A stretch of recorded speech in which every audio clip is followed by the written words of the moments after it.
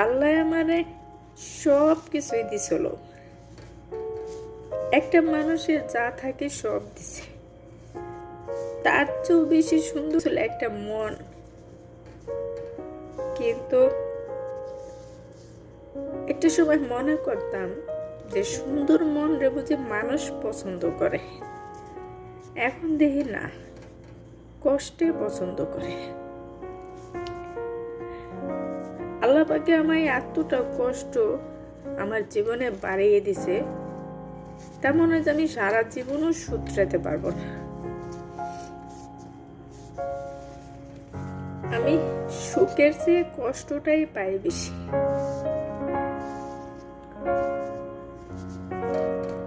কারণ কষ্টটা আমি ছাড়তে চাইলেও কষ্ট আমায় ছাড়ে না, কষ্ট আমায় এভাবে চেতে ধরে রাখে।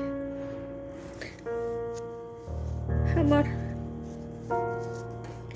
কষ্টটা কেউ বুঝতেও চায় না।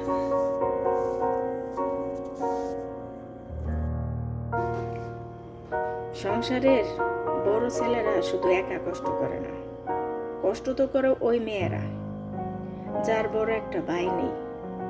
সেই মেয়েরা একমাত্র জানে যে কষ্ট পায় কারা।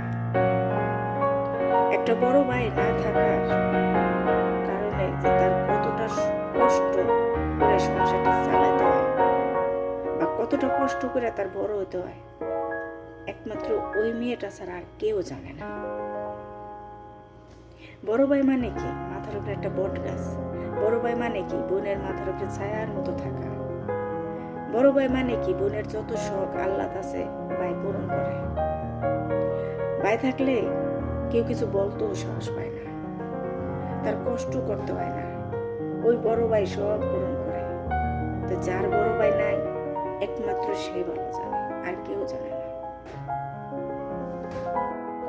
আমার জীবনে আমি যতবার ঠকেছি, কিন্তু আমি একবারও আমার বিবেকের কাছে আমি ঠকি নাই। ঠকে গেছি আমি আমার ভাগ্যের কাছে।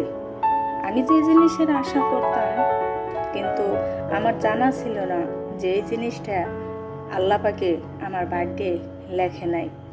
তবু আমি আল্লাহর প্রতি বেজার না, খুশি আছি। কারণ আল্লাহ যে আমার এই বয়সে এতটুকু শিখতে দিছে, তার জন্যই আমি আল্লাহর কাছে অনেকটা হ্যাপি।